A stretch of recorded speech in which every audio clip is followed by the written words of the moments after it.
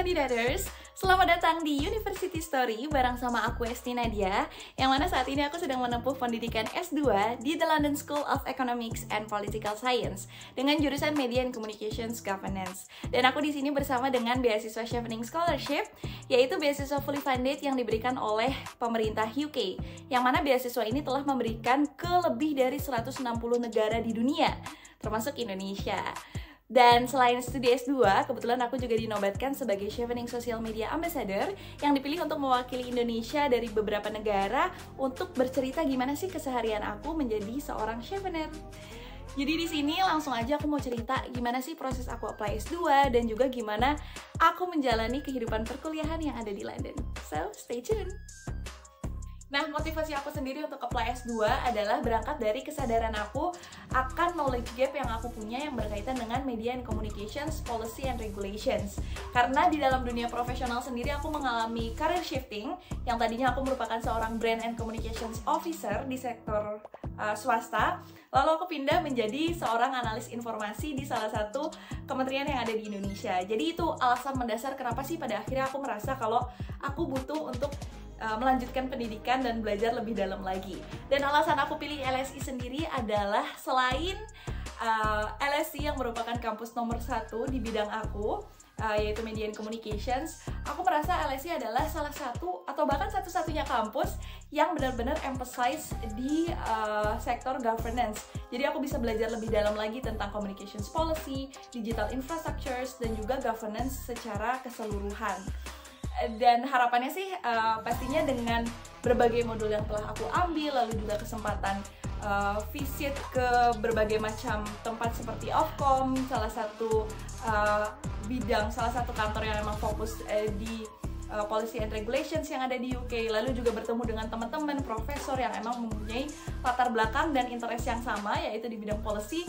Aku berharapnya aku bisa lebih dekat lagi nih tentang gimana sih berinteraksi dan berproses dalam kaitannya dengan policy making, yaitu yang fokusnya di Media and Communications Governance. Nah, untuk proses apply Cheveningnya sendiri, sebenarnya beasiswa Chevening memberikan kelonggaran buat teman-teman, yaitu teman-teman tidak diharuskan untuk mengumpulkan skor IELTS di awal, dengan anggapan bahwa semua kampus yang ada di UK pasti mengharuskan teman-teman buat mengumpulkan skor IELTS. Jadi teman-teman bisa fokus langsung nih dengan 4 esai yang diwajibkan oleh Chevening, masing-masing terdiri dari 500 kata. Untuk 4 esai ini terdiri dari tema yang berbeda. Yang pertama adalah leadership, yang kedua networking, study plan in the UK, dan juga career plan gitu. Dan jangan lupa teman-teman juga diharuskan untuk memberikan 2 reference letter yang berasal dari orang yang benar-benar mengetahui potensi dan kapabilitas diri teman-teman gitu. Dan 2 orang ini bukan berarti keluarga atau teman ya, tapi mungkin orang yang pernah berinteraksi dengan teman-teman, mungkin pemimpin atau misalnya bos teman-teman atau dosen dan juga dosen pembimbing. Dan informasi tambahan lagi buat teman-teman yang emang membutuhkan one-on-one mentorship, biasanya Chevening Alumni Indonesia itu setiap tahunnya selalu mengadakan mentorship ini dengan nama Chef Buddy. Jadi teman-teman bisa akses di media sosialnya Chevening Alumni Indonesia untuk bisa ikutan mentorship dan juga mempersiapkan aplikasi Chevening lebih baik lagi. Kalau untuk beasiswa Chevening sendiri mungkin bisa dibilang aku one shot untuk diterima, tapi jangan salah, aku juga pernah ditolak oleh beasiswa lain. Tipsnya gimana nih buat rebound? Well, terus berjuang dan jangan nyerah buat nyoba beasiswa lain. Karena scholarship hunting is like being on a dating app. If you don't match the character, just swipe left. Dan begitupun dengan beasiswanya, kalau misalnya emang kita nggak cocok dengan mereka pasti akan swipe left. So keep trying, karena kalau misalnya kalian gagal atau nggak diterima oleh salah satu beasiswa, bukan berarti you are not worth it, tapi emang karakternya aja nggak match. Jadi tetap nyoba terus sampai akhirnya kalian menemukan beasiswa yang cocok sama diri kalian. Dan proses aku apply S2 itu bertepatan dengan aku juga masih kerja sebagai ASN, bahkan sampai saat ini. Jadi caranya untuk mengatasi gimana sih akhirnya bisa manajemen waktu itu adalah curi-curi waktu makan siang, Jadi banyak banget yang harus dipersiapin, mulai dari bikin esai untuk beasiswa, terus juga personal statement untuk kampus, persiapan interview, lalu juga tes buat IELTS, dan juga berbagai macam berkas-berkas yang lainnya. Itu aku lakuin di saat aku akan siang, atau misalnya memanfaatkan jam pulang kantor, dan juga mungkin emang harus mengorbankan weekend kita gitu. Jadi emang benar-benar fokus. Kalau bisa teman-teman udah bikin nih perharinya berapa jam sih yang teman-teman bisa luangin waktunya buat fokus bener-bener mikirin tentang scholarship hunting ini gitu. Well, for me there are a lot of magical things that happen at LSE. Tapi buat aku sendiri adalah yang paling penting, aku sangat bersyukur banget bisa ketemu dengan profesor yang emang benar-benar expert di bidangnya. Lalu juga ketemu teman-teman dengan berbagai latar belakang negara yang berbeda, profesi yang berbeda, tapi kita sama-sama punya interest yang sama, yaitu buat belajar communications policy and regulations gitu. Dan sebenarnya yang paling bikin aku bersyukur banget adalah gimana sih LSE ini bisa mendorong aku untuk berpikir lebih kritis lagi, karena mereka itu dalam academic climate-nya menekankan ke dalam beberapa hal. Yang pertama adalah individual learning.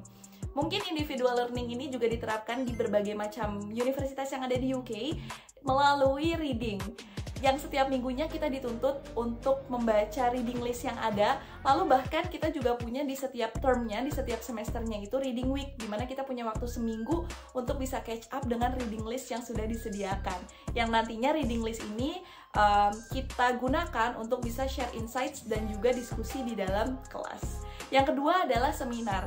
Karena selain public lecture, yaitu lecture yang emang didatangi oleh banyak mahasiswa dan juga hanya komunikasi satu arah lalu Q&A di akhir, kita juga ada seminar. Seminar itu kita dibagi kelompok kecil-kecil 10-15 orang, yang mana kita di sana dituntut untuk aktif berbicara, mulai dari kita diskusi, mulai kita share insights dari apa yang kita baca, share insights dengan experience dan juga apa yang kita pernah alamin gitu kan, sampai kita juga mendebat atau mempertanyakan hal-hal yang dibagikan oleh teman-teman kita yang ada di kelas gitu.